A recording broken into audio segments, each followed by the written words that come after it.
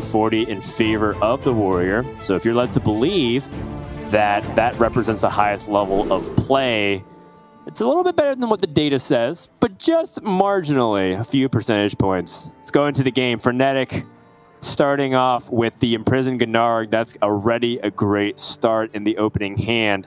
Going to probably debate what other cards that he wants to keep, if any. Choose to throw away everything else. And then from Gaby's perspective, looking to start off equally as strong if he can keep up his tempo.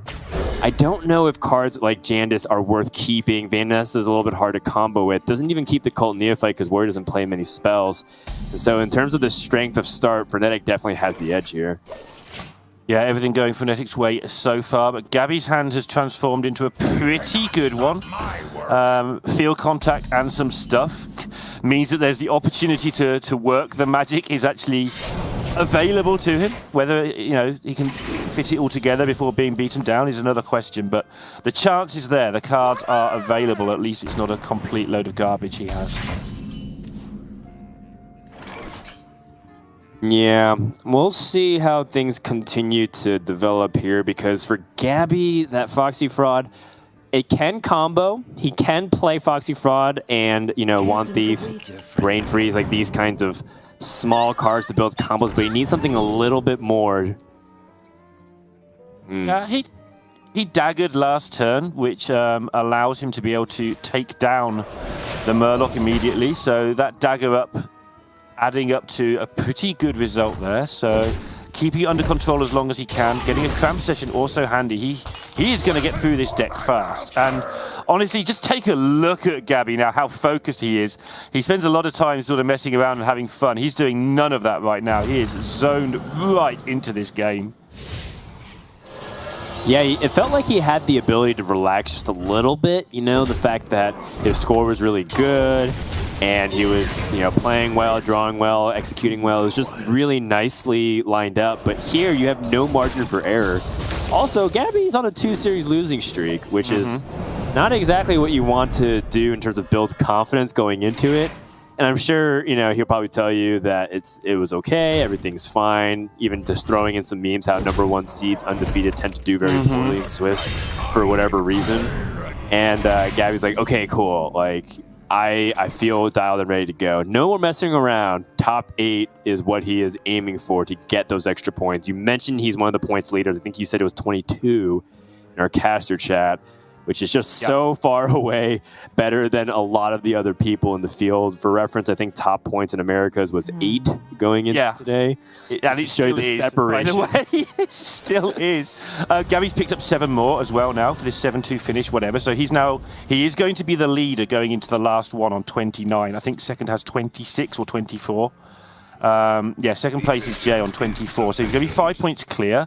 But that shows how huge another 4 would be for winning this. But Frenetic has his own concerns. He's got a low score in Grandmasters. So if he could go all the way in this one and pick up a load of points, maybe he could buy himself a little insurance policy for getting relegated. Very, very clean by Gaby, setting up a reasonable board, being able to utilize the prize plunder off the secret patches. That's the kind of stuff that is going to lead to a underdog victory. It's still quite a ways away. Oh my goodness, that's a Blade Master Samuro from Frenetic. That is brutal in terms of the board swing here. Going to be able to crush Gaby basically at this point. Even the Parade Leader to get that extra damage to wipe the Octobot as well, given that he can give the extra attack damage to the Blade Master Samuro off the coin. This is looking very good for Frenetic. Yeah, absolutely. I'm not sure it's looking any better than it would, as you'd predict at the start of it, because there's bumper cars and all sorts of other things that Gaby kind of played around so far as well, like not giving them anything to bump into. So he would expect to be in this spot, but at least he's got through half his deck, which is a bonus because he can start to hoard pieces of damage, but 27 plus a bit of armor is so much. He has made no headway at all yet. Well, Frenetic, we don't really talk too much about him, I think just because Gaby is stealing the spotlight. We talk about people who have been trying to break into Grandmasters. Frenetic, one of the newer inductees to it, has not really had the first couple of weeks that I think he was looking for, bottoming him out in the bottom 8 of the first couple of weeks of tournaments in GM so far in this season. Still, just by the nature of getting into Grandmasters shows that he is a quality player by itself, and of course representing Spain and FC Barcelona. I'm sure he's looking to perhaps show who's the boss here. He's like, yes, everyone's talking about Gaby, but don't forget some of the up-and-comers who were also, in that same position not too long ago. And he is off to a great start here. It's going to get worse for Gaby, as trying to eliminate the Blade Master Samuro is only just a drop in the bucket. There is a lot more pressure if Frenetic chooses to extend onto the board here. Does have to kind of weigh how much he wants to go for it, knowing that Penflinger is in the hand. And so setting up Dark Moon Riders could end up playing into the strengths of Gaby's tools. But, Frenetic still has a menacing enough board state where Gaby can't rest too easily. It's just 2 minions, but there's not that much life total for Gaby. Yeah, absolutely. But here he goes. We're going to find out, can he get anything together? This is his turn that's going to have to make a difference. I also wonder if he's going to try and snipe anything specific with Vanessa, maybe hope for a slip-up from Frenetic. That might be a card that he chooses to hold onto for a long shot victory somewhere later on. I mean, long shot victory is all I'm thinking about when Gaby's in a position like this. It's very tricky. Does not have any more prize plunderers for these dramatic 1-mana tempo swings to destroy minions on the board. Does play the Foxy Fraud. I think in his mind he's wondering if there's value in weaving in a Penflinger at all before he ends up drawing. And with the draw pan out, looks like Penflinger has been committed. He was looking and digging for something very specific, but it's actually quite fast to the point where I'm trying to process all the cards and keep up with it.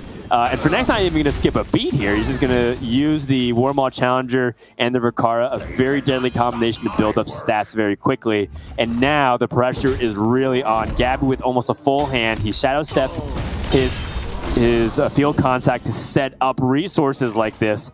Is it enough to swing it? Because Frenetic is pretty committed to the board. If he can fade this amount of aggression, that is pretty much all that Frenetic has.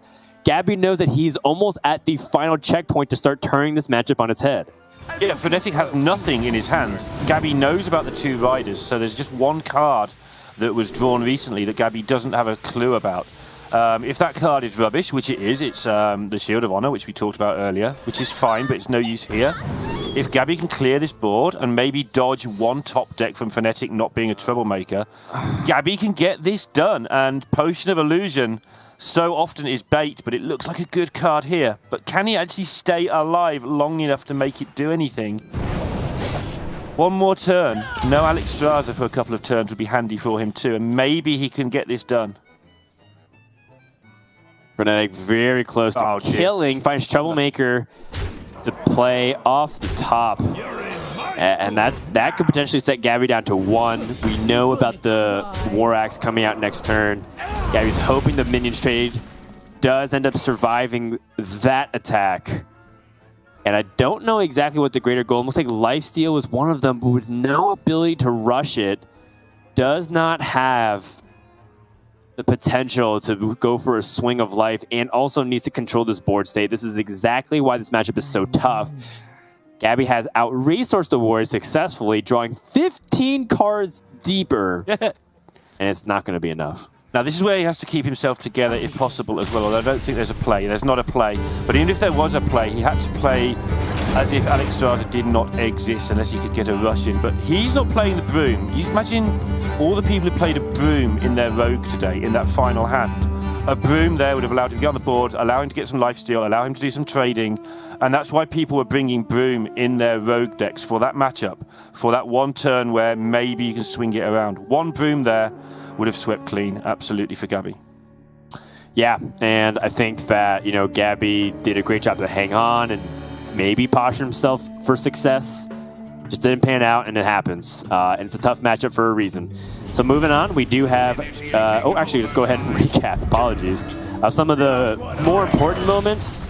You know, Frenetic wasn't truly challenged at all in terms of the threat level, but it was dangerously close for him to potentially lose control because he was committed to the board of resources. Excellent budgeting from Frenetic to ensure that, you know, what he committed was just enough to get over the hump. And also cleaning up the board every single turn he possibly can, maximizing the card value. Just really good textbook warrior play here coming out of Frenetic. Yeah, he takes that 1-0, gets it out of the way. But it might not make him feel that much more relaxed because it is a matchup he expected to win, and he won it. That's great and all that, but there's a good chance that the reverse will happen when if Gaby's warrior bumps into Frenetic's rogue. So we shall see, but yep, definitely a good start. You'd rather be 1-0 up than 1-0 behind, but it's not the biggest 1-0 you will ever see. Yeah, and we're just getting started, and eventually, you know, let's say Frenetic's Rogue's last deck remaining will have the same matchup right back as we take a look at Frenetic's Spell Mage. There is a deck of Lunacy, and so that is something to keep in mind. Only one copy of Ring Toss instead to try and mix it up a little bit in these kinds of matchups. Frenetic does come in as a previous Masters Tour winner. Last year, was able to take Montreal, able to get top 16 in another one. So, you know, that was how he made his bid for Grand Masters with great performances. And probably even adding a little bit of insurance, right? Because on this current pace, he might be one of the candidates for relegation just based off the first few weeks. And if so, would have to fight his way back. So, you know, that's why you can see him. He really cares about this series too. It's not just really about Gaby's bid for Grandmasters. It might be Frenetic's bid to potentially stay in it. Yeah, absolutely. Those that insurance policy is well worth it. All of his points have dropped off from last year now, so he is kind of starting afresh.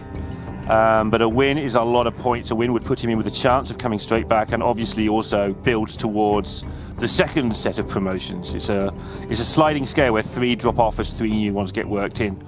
And so anytime you put together two good tournaments or 3 good tournaments, you're likely to have them all in one of those clumps of 6. That is really good. So no time like the present to get that win for both of these players. Yeah, very much so. And Frenetic with Spell Mage probably has a really good chance of doing that. Spell Mage doesn't have that many bad matchups.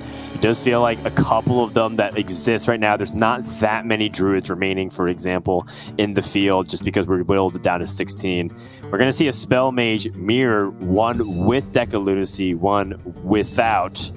And you can also see the additional splits, right? Like we see the Ice Barrier copy in Frenetic's deck. That's largely a nod to the aggressive decks that he might be facing. And Gaby says, you know what, I'm just going to go ahead and commit to lean, mean, double ring toss machine along with that shooting star. I do wonder how Deck of Lunacy plays as an X factor. It's not super common to see, you know, the Spell Mage mirror right now with both of them playing Deck of Lunacy. But, you know, if one person's able to get it online and it goes uncontested, they do sometimes have some really wacky stuff that happens. Although it often does come down to Fireballs, Mask of Cthulhu, and Apex's Blast as the burn damage to end the game. So we shall see what ends up happening in this very crucial Mage mirror.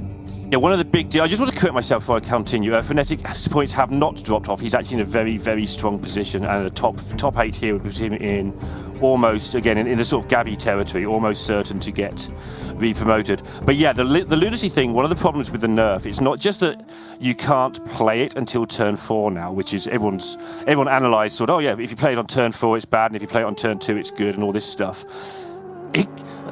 Stating the obvious, it costs 4 mana, so on turn 4, you don't get to do anything else with it like you used to be able to. You have to just play it for what it is and miss your whole turn. And for me, that means that the versions without Lunacy are better in the mirror. It can still do crazy things, it can still save the game if you're behind, but it's not just a matter of it missing a turn, of being played on that turn. It's actually missing things as well. It's still the highest win rate card, I believe, in the matchup, if you're able to keep it. So We shall see if that ends up being the case. And again, that's just mulligan data. Like, a lot can change. If you want to be very critical of it, the matchup percentages are very close, so it's kind of difficult to tell. And that's partially because mage versus mage is 50% on paper, and that's how the data reads it. So let's go into it. Gaby starts things off with 2 back-to-back draw turns. Frenetic playing a secret. This is already looking better for Gaby because he's just drawing 5 cards deeper than his opponent at the moment and has the ability to just kind of churn out the damage and the resources, not even skipping a beat. However, he does pause, think if there's anything worth evaluating, or does he just simply want to pick the most powerful spell in the grand finale? I mean, they're both trying to find flow. They made the terrible mage mistake of not drawing their Incanter's flow. So although Gaby's loading up on that damage, it's expensive damage. What they really want is cheap cards, and they have 2 cards each that make that possible, and they've both missed. It's going to be quite entertaining to watch them play with real costed cards for an entire game by the look of this. Yeah, I mean, at this point, it's not even going to come down to a Canner's Flow. I think the race has really begun. Gaby has a Pexus Blast to deal 5, has 2 Fireballs to deal 12. A pretty bad minion comes out. That's a 3/2 5-cost minion. The speed of which these guys are playing, by the way, just kind of shows you how straightforward their game plans are. Frenetic, not actually willing to let this minion survive. He does have a full hand, so he needs to dump cards.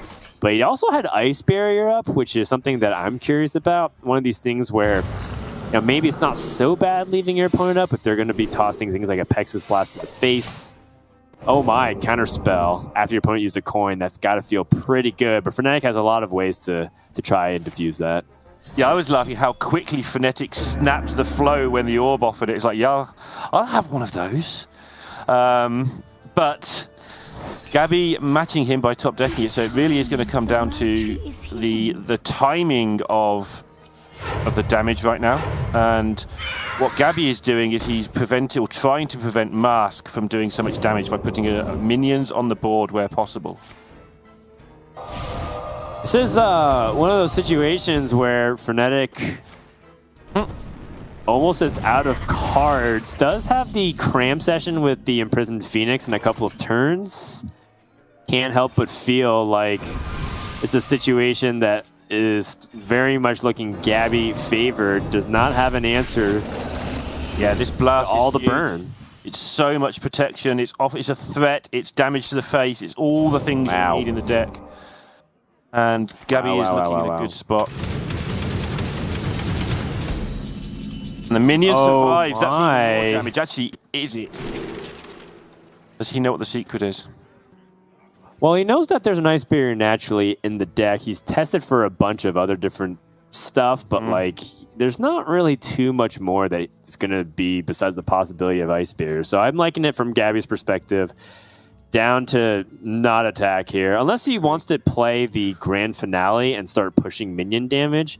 But first you have to find out what you can set up for a 2-turn lethal, if you can set up the 2-turn lethal.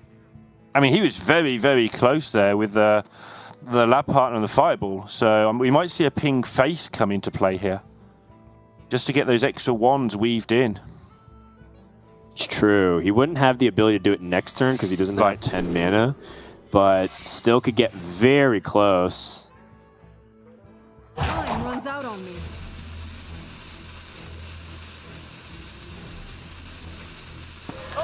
He's going to launch one of the fireballs now because there's so many things in his deck. He can pick up the do extra damage next turn. It's the equivalent of pinging face in a way, although I'd like to have seen both fireballs in one turn. There was no way to make that happen that was realistic other than by not having your secrets, but he needs those for protection. Uh-oh. He knows that Frenetic's going to draw 3 cards, and he finds another Cram Session. Remember, 3 encounter flows have been played. That's a 2-mana Pexus Blast.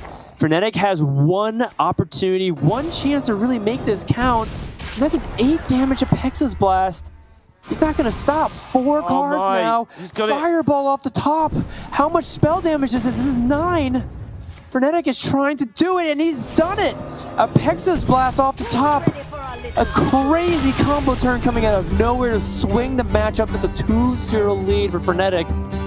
We talked about the importance of Encounter's flow, but more importantly, above everything else, keeping up the amount of resources in your hand by drawing cards is often the key to really make the Mage deck really work on all fronts. And Frenetic just showed you exactly what that deck is capable of, whipping out almost 30 damage out of nowhere. Yeah, he set it up a little bit in front by putting the spell damage in, and then had to just hope that the spell damage would carry with only 7 mana at the start of the turn. But because he has played the flow, he does get the chance to get a lot more damage. It looked for all the world like Gaby was relying on just one top deck to get it done, so he may not even have won if it had gone back to him, although it was very likely. But yeah, Frenetic just drew everything in order off the top there, as you nicely described. 0 mana cram sessions are a thing. 1 mana fireballs are a thing. Who wants that deck of lunacy in your hand? It wasn't needed. All Frenetic needed was just to get the damage going. And remember, he saw so much burn being tossed to the face. And that shows you, how dire that situation was, because Gaby was trying to set up a potential lethal for himself, gave himself Mask of Cthulhu outs, gave himself other different draws to potentially win. And now Frenetic 1 game away from going to tomorrow's top 8 and potentially being on that list of candidates to win multiple Masters Tours. We're going to Miracle Rogue for Game 3. We talked about how this matchup with Rogue might end up just hitting Warrior and flip the roles from Gaby and Frenetic's point of view. But, if you're in Frenetic's spot, you got to feel really good and like your chances to make it to the top 8 for tomorrow. Yeah, the more we see of this tournament as it goes by, the more Miracle Rogue is very much the 4th deck, though. It's the deck that every time we get to, can the player reverse sweep? If it's Miracle Rogue, you feel there's a chance, and if it's not Miracle Rogue, you feel there's not a chance. That's how it seems to have been. It usually finds a win because it's a decent enough deck, but it is definitely the weak link out of the most common lineups, I think. It's not that good against Mage. It's terrible against Warrior. It's obviously 50-50 in the mirror, so could still go wrong here for Frenetic, but obviously he is on the edge of making his own little bit of history, at least, getting just so many points in such a short period of time, and like you said at the start, defending himself as well from potential relegation. Yeah, it's certainly an interesting point of conversation. Rogue has actually edged out a pretty significant win rate against Mage, clocking at almost 55%. 55-45 is an advantage that I'll take in a Conquest format. But it's still just like 500 games. It's not like the biggest of sample sizes. And part of the reason why is because a lot of people expected Mage. So if you're teching the Rogue to try and win versus Mage, while Mage doesn't have too many ways to tech versus like Rogue, for example. So we shall see if there's a lot of Frenetic's choice of cards. In those, that is true as well. The weapon Rogues that are boosting that win rate. In the face. It's only like 10% of the field or something like that, but it's enough to skew the numbers a little in the Rogue's favour, I think. I think they're slightly misleading. All really good things to consider as well. I've considered this matchup to be very close to like 49-51 at most. Back-to-back Cult Neophytes from Frenetic, which is pretty much the way to describe the speed of which these guys are playing. What the heck? It's so fast. Did someone put Nosdormu in both of these players' decks by any chance? It is reminding me of listening to you commentate on the Nosdormu tournament you were a part of a little while ago. Listening to the pace of play, trying to describe what's happening without just describing what is being put on the board and actually look at the strategy is definitely an issue when they're going this quick. But the strategy here is you've got Incanter's Flow, you play it. Incanter's Flow is one of the more important cards when you have so much card draw like this, the Arcane Intellect and the Refreshing Spring Water. And then Blood Mage Thanatos is just more card draw. Frenetic having the 2 Cult Neophytes this fast without actually being able to secure a commanding board state because of this Devolving Missiles is, oh, wow. 3 to the same target. So clearing the board. But still, it's not a good spot for Frenetic here, and he's got a lot of combo cards, not a lot of great ways to start things off. You can see that frown from Frenetic. Frenetic. Not happy with that situation. Nice work. Gaby sort of got a little bit lucky there as well. He didn't draw the flow until after the near fights had been played anyway, so they sort of didn't really slow him down as much as Frenetic would have hoped. But now Egwin, there's a lot of damage when you play Egwin. A lot of people, for some reason, which I don't really like, do like playing the spell damage minions main deck, but you discover them so easily. I think it's best just to play the version that Gaby's playing and find them yourself. Well, Gaby has a lot of power coming in through. This might be the point of no return. Mage may already have missed his window. As a Rumbling Elemental comes out, 5/6 of stats. Frenetic has to find a way to deal with this now. His hand is not it. Secret Passage, peek at 4 cards. I think Gaby checked himself as well there. He slowed down. He realized he was playing to Frenetic's pace. But Gaby, he's not a slow player, but he's not instinctively a super fast player when he's playing his very best. And he did just take a moment to slow right down there. Yeah, if my opponent plays really fast, I tend to actually slow down a lot because I feel like it's disrupting their speed. Yeah, that's fair. I mean, I play infinitely slow anyway, so it doesn't affect me much, but I know it does affect some of the actually good players. You're methodical is probably the way I like to... I've held up tournaments in the last round more than I'd care to admit. Okay, I'm admitting it. I held up a tournament for an hour once, but I played Life Coach in the last round. And he only beat me 3-1. It wasn't even a 3-2, and we still held up the whole by an hour. Oh, wow. I wonder if I casted that tournament, but... no, you didn't. No. Good times, good times. I miss Life Coach. As do we all, as Gaby reveals Ice Barrier and is going to be in a really good spot. Frenetic has nothing. This is very pitiful attempt to get onto the board with just an Octobot and not actually a meaningful hand to discount.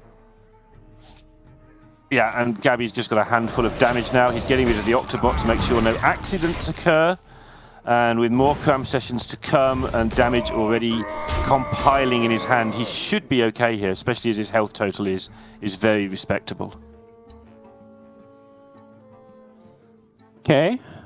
Alexstrasza. It's a little bit too bad that Frenetic didn't get to discount anything, because now does not have the opportunity to play Tenwu for 1 mana on turn 10, but he's got a lot of damage, right? So he could Alexstrasza on turn 9, Shadow Step it.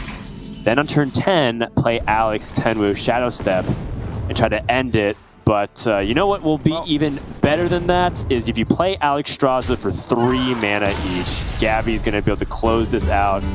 Very easy game number 3. Rogue just had nothing. You can see that Gaby, a sigh of relief, did not want to go out 0-3, has shot in the arm, but that's just the beginning of this uphill climb, Neil. I'm just sitting there working out, should he, like, Shadow Step the Tenwu next turn? While I'm thinking about this, there's just things flying at his face from all directions, and it's just not relevant. It's 2 turns away. I just wondering whether he should Shadow Step Tenwu next turn to set up a Shadow Step on the Alex. And it just doesn't matter, because exactly the same thing that we just saw happening the other way around occurred. Just cram sessions into reduced damage, into blow your face off. 2-1, mages are done. And I imagine that we'll see the Warrior go into the Rogue now, which is a very strong matchup for the Warrior, as we've discussed. And it might come down to the Rogue Mirror. Yeah, I mean, Rogue is one of these decks that could just be the weak link and ends up just only really being able to get the win against each other, right? It ends up determining a lot of this series. So Gaby's going to save the Warrior for last. I think he wants to clear off the harder matchups first. He's on the coin. Let's see what he can do. Keeping the field contact and that Shadow Step finds efficient Octobot in the opening hand. And Frenetic already a little bit uncomfortable, adjusting himself in the seat, and I don't blame him. That hand is not looking great at all. No, although Secret Passage often saves your bad hands in Rogue. I think that in the older iterations of Rogue, you kind of held onto your passage as long as possible to try and get value. But now, a lot of the time, it's just fired out there to tidy up the curves and things. So he's not in a good spot, but he's not in a terrible one, especially as Jandis, first Jandis is often enough in this matchup too. So he's got some hope going forward. But Gaby, also having a fairly weak start, does have the Plunderer at the ready when he wants it. Oh no, Frenetic going for a very early secret passage and finds almost nothing here. Has Foxy Fraud play onto the board. Oh my, and now attacking into the Octobot to try and discount. Gaby recognizes that this is a giant window of opportunity because his opponent just gave up a valuable resources. The Gaby Jam is back. Finds a Pen Flinger. That's a very valuable card to combo with the field contact. What does he want to do with this turn? This turn is filled with a lot of potential here, Neil. Yeah, and he also has to work out what he's up against. Remember, Frenetic's done nothing effectively for 3 turns. Gaby may correctly guess that there's a Jandis and a Kazakus there. He would definitely guess that there's some high-value minions. He might guess there's some damage available. So he knows what he's up against here to some degree. I love it. Thanks, Dan. Yes, I love it. Great sequencing to make sure to maximize the play. Penflinger returns. He draws more cards. He can get discounts further onto his Tenwu and Alex Strasser combo specifically as quickly as turn 8. And now Frenetic can deal with the field contact. And, I mean, Gaby's ready. He can kill off this Cult Neophyte, can play Kazakus, actually gets Foxy Fraud as well, to just return that favor and be able to utilize his Brain Freeze to eliminate. That's actually much stronger to set up a really powerful board here. Really like this play from Gaby. I was kind of thinking about the curve. This is already starting to mount up to be a significant tempo advantage. Gaby really capitalizing on the weakness of Frenetic's hand, which I like. This is definitely the powerful line to punish a slower hand like what Frenetic showed for the past few turns. Right, and in the interest of fairness here, I talked about the Broom against the Warrior and how, pathetic it would have, how good it would have been if there's been a Broom he'd be able to swing a turn around against the Warrior. But that Broom would have been in place of this Penflinger that has reduced his hand in the mirror and given him a really good chance of winning the mirror. So the pros and cons of tournament lineups are not straightforward as, oh, why didn't you play a Broom? He is reaping the rewards of not playing the Broom in this game and leaving the Warrior game to, okay, well, I'm just going to lose that game when I play against Warriors. Which, with the Broom, it doesn't change that much anyway. Yes, that's right. And this is a situation where the Golem strikes back, trying to take down all of the board, but it leaves at the Kazakus. That's a 4 damage minion. That's very valuable amount of damage for Gaby, trying to end the game as early as next turn if he can continue to push that pace. I mean, he's also got Tenwu and Alex Strasser in hand. There's a lot of damage there. He's just calculating which turn he wins on if he goes for that, because that's an option. He could just win on turn 8 pretty much all the time here. But he's working out his own way of doing it to make sure he wins on turn 8, but safer almost certainly here. His eyes are getting wider and wider. I think he's trying to win on turn 7. Why wait an extra turn and give my opponent the ability to rebound? If he can maintain this board strength, this is enough with the battle cry from Alex Strasser just to win next turn. Didn't realize he had the +1/+1 buff on the Golem to add extra power. And Gaby is set up beautifully. Frenetic has to go digging for a miracle. We call it the Miracle Rogue for a reason. And the stress of the comeback is starting to visibly show on both these competitors. Frenetic doing a great job fighting back onto the board, but all that needs to stick is one single 2-attack minion. And it's not going to be enough here. Gaby's going to win Game 4. We're going to Game 5 to determine who is going to Championship Sunday. Wow, and it's like a big deal. Whoever wins this is very, very close to a lock for Grandmasters. Whoever loses it has to sweat next tournament unless they do very well again. And one game of Hearthstone, and Gaby is the one now in the driver's seat. He's got that mirror out of the way. He's got the Warrior versus the Rogue. It is not unassailable by any means, but it is not a very good matchup at all for Frenetic going into this. Yeah, it's a situation where Gaby saved the best for last. The matchup that has been tormenting Rogues all tournament long. But, you know, you got to nod to the fact that Gaby set up his early turns beautifully, driving a very consistent stream of pressure turn after turn, budgeting his resources correctly, able to spot the line super quick. But that just shows you the amount of work he's put in. Basically a permanent resident of rank 1 legend in the tavern. This guy has put in all the volume out of games that you can ever imagine. So you can see that he's very well versed on how to capitalize, but more importantly, the read, the understanding of what Frenetic's hand is likely to do. When he's secret passage, pause, do nothing, and play a Foxy Frog with no combo, you know your opponent's hand is pretty bad. Gaby capitalized perfectly, and now he's set up beautifully going into game number 5.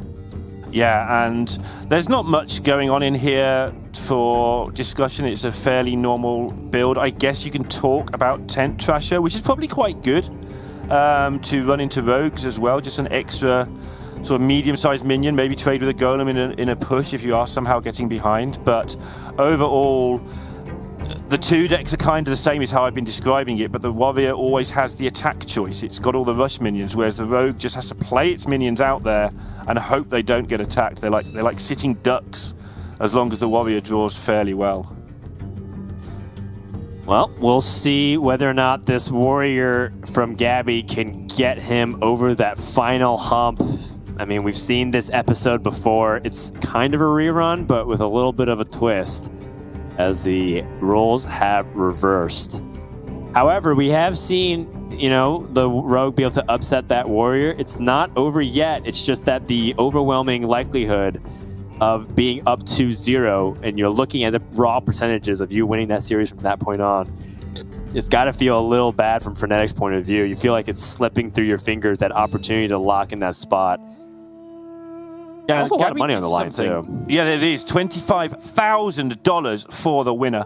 And Gaby did something that most people don't do. He queued what he perceived to be the harder matchups first, possibly a function of the fact it's been a long 2 days, so any energy you have left, you really want to put into the more complicated matchups, and hopefully if you're super tired, the deck can carry you in the final one. But he has now got the rewards of that. He gets to play this matchup, and Frenetic's got to really try hard. If he's going to get this one done himself, he has got to focus like crazy and not get a single step wrong, and then that might still not be enough.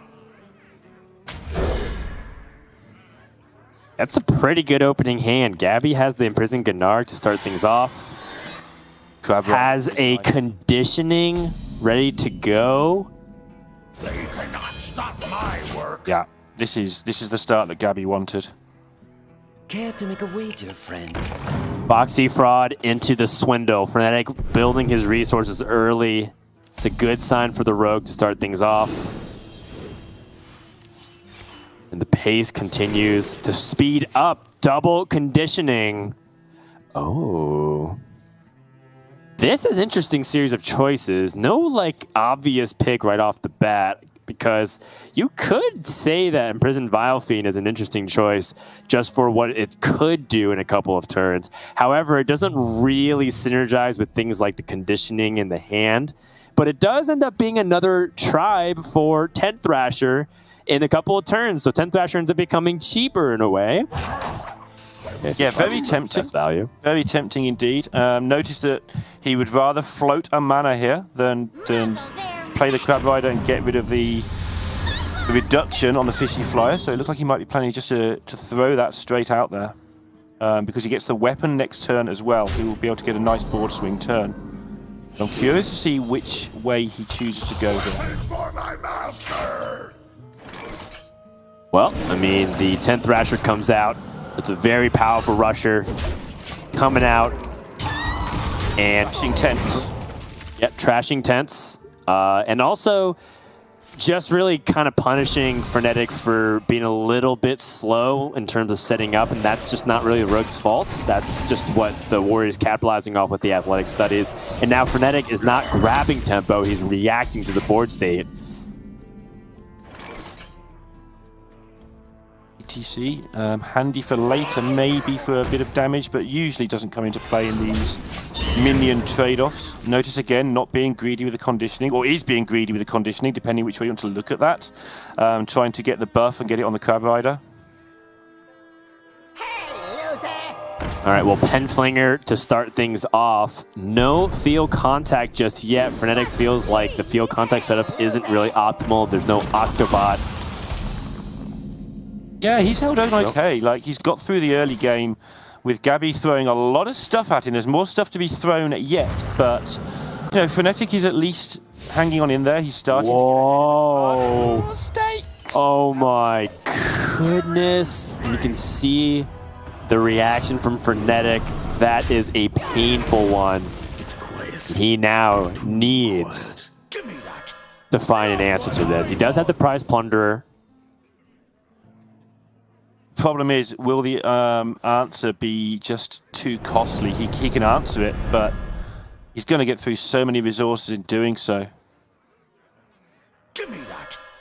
Love what Prize plunderer draws another card. Yeah, has to stab here. Oh, the animated broomstick. Okay, and finds another field contact. And preserves the stab. That's a big deal, because the warrior will take a little bit more damage with a weapon. It will, you know, be slightly susceptible to the very late game burst that the rogue is so good at. Oh, jeez, that's a 69 Crab Rider. This is one nice Crab Rider to get into play. Yeah, super dank, super powerful. I mean, Gaby at this point can probably start thinking about how he wants to preserve the health on the Crab Rider, not himself. That's right. Use the weapon to swing into the field contact, avoid that damage. And Frenetic needs to deal with this stat. He has the Wand Thief. Wand Thief can provide the necessary resource to deal with it. It's a fireball, but it's a little bit too expensive. He's getting the damage lined up. Gaby feels he made a mistake as well last turn, by the way, and it's bothering him. He needs to focus forwards, not backwards. Looking for a Shadow Step potential. Secret Passage, find nothing. He might have to Secret Passage again. There's only 6 cards remaining in the deck anyways. It's kind of looking at how far he's drawn deep. I can feel Gaby saying, end of the turn, I want to go. Manifest it, will it into existence, Gaby. Like, play nothing else. I want my turn back. I should be okay. Choose soon. Does feel like something that almost every elite Hearthstone player does, which is like talk to themselves, whether in their head or just visibly on screen. Gaby, extremely expressive. He knows exactly what Frenetic is looking for, and he completely whiffs. And that is it. Gaby can't believe it. Trying to keep himself in the seat, gathering his breath, putting his headphones back in. This is the opportunity he's been looking for. He's in emotes, in good for emotes for a lifetime. Gaby now has his channel emotes sorted for the rest of his life. He has got every emotion you can possibly have in this tournament on camera. I mean, he's in a dominant position. This is the victory march. Frenetic was hoping to maybe a mass amount of damage, right? He was looking for an opportunity to maybe burn out the warrior. He has Fireball and the Wicked Stabs.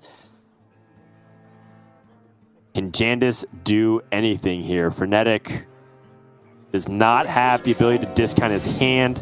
It's got to be now or never. Do or die. Oh, choosing not to interesting. fight the minions. Oh. He has Headmaster Kel'Thuzad, so he can actually summon a minion on his side. He can, but enough, it's not good enough. It's not good enough, I don't think. Nope, it's not. And he's just dead on board. He's looking at the possibility. Gaby has done it, down 2-0, and has completed the reverse sweep. And with that is going to book his ticket to the top 8 Championship Sunday Masters Tour Orgrimmar. Gaby from France is going to be able to advance over current European Grandmaster Frenetic in dramatic fashion. Gaby has left the building. Congratulations. That is our round of 16 coverage. What a great series that was, Neil. That was exciting stuff. And Gaby, with that, overtakes Frenetic in the standings. And that's a big deal if Frenetic gets relegated, because Gaby's first in line to be promoted ahead of him. Still one more tournament to go, I know, but it's such a big talking point. I love how Frenetic qualified. I think the community got behind Frenetic when he did it. But so many people want to see Gaby in Grandmasters that the prize money, the $25,000, it almost pales behind people just wanting to see it happen. It's all over Twitter, all over the YouTube chat as well. You know, with apologies to the Spanish contingent of Frenetic fans who is putting up a great fight in Grandmasters. Just having Gaby going so well is so good for the game and so good for what people want.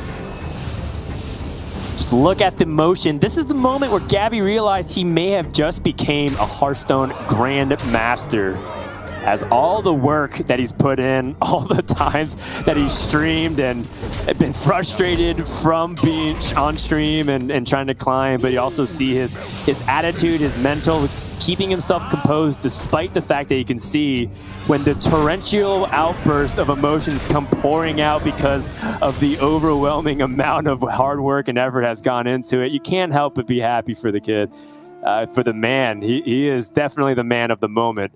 Showing off all the skills, all the preparation is worth the effort. So congratulations to Gaby. He's in top 8. And yes, those points, that money is sweet, but perhaps being able to call himself a Hearthstone Grandmaster in the near future is the ultimate prize.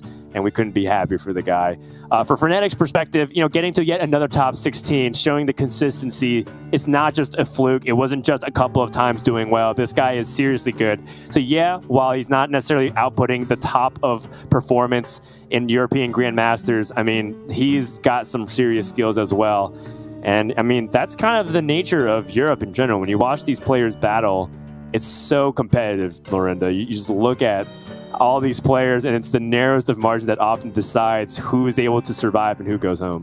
Yeah, and you know, it may have come down to as simple as the pen flinger in Gaby's deck, for instance, not being a broom. Who knows? You know, he got the Octo multiple triggers in that game, managed to get the Rogue well ahead on tempo because of it. You know, these small, tiny lineup decisions. I'm not saying it did or didn't matter, but you can see it could be something as small as that, and they all add up over the course of time.